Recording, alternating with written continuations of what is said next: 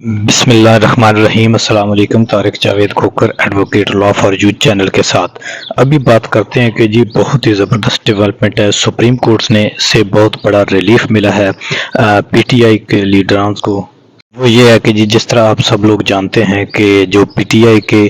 Nominated امیدواران تھے election لڑنے کے لیے، ان کو بڑی مشکلات کا سامنا رہا۔ ان کو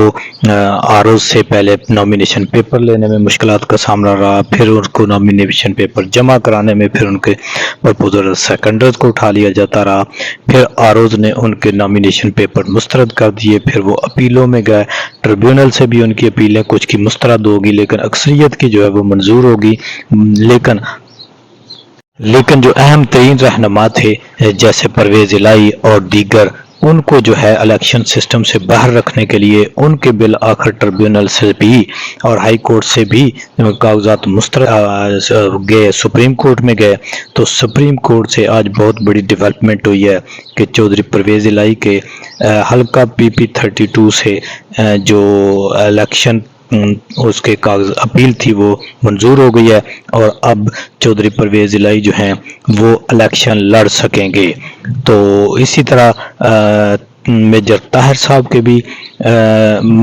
سپریم کورٹ سے ان کے حق میں فیصلہ آ گیا ہے اور وہ بھی الیکشن لڑیں گے اب۔ تو اس طرح باقی جو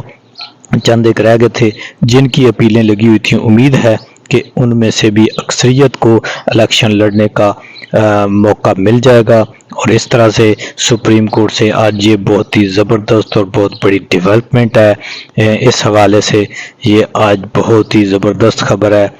اور دوسری طرف پی ٹی آئی کی ریلیاں، جلسے جلوسوں کا بھی ماحول بڑھ رہا ہے۔ اسلام آباد میں بھی ریلی نکلی سی رات کو شعیب شاہین کی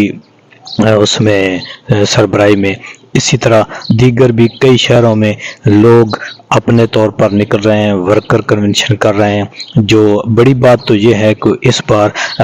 گو کہ اکثریت جو ہے نومینیٹڈ کے M N A as M P A روپوش ہیں، ان کے اوپر جبر، ریاستی جبر اور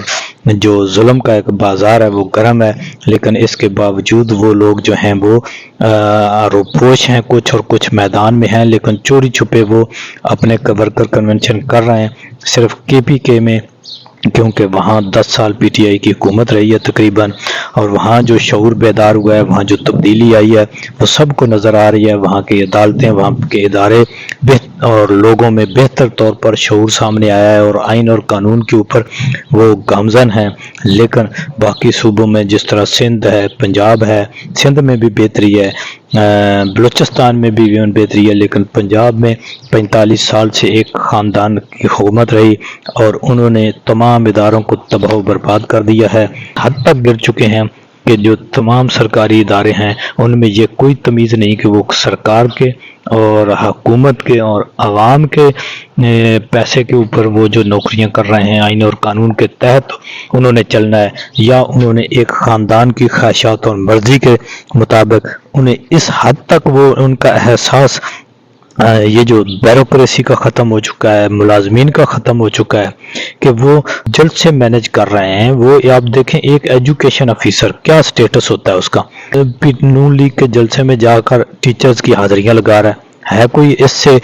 شرمناک مقام؟ پولیس لوگوں کو منڈی باؤدین میں جلسہ ہوا تو پولیس نے گیٹ بند کر دیا، لوگ جانا چاہتے تھے ان کو وہ لاٹھی چارج کر کے مجبور کر رہے ہیں کہ جی آپ جو ہے وہ اس میں یہ جلسہ سنے اس کا شہباز شریف کا۔ وہ ایک کلپ بھی میں آخر میں آپ کو دکھاؤں گا، لیکن سب سے زبردست ڈیولپمنٹ یہ ہے کہ پرویز الہی اور میجر طاہر اب ان دونوں کو اجازت مل چکی ہے اور وہ الیکشن لڑیں گے۔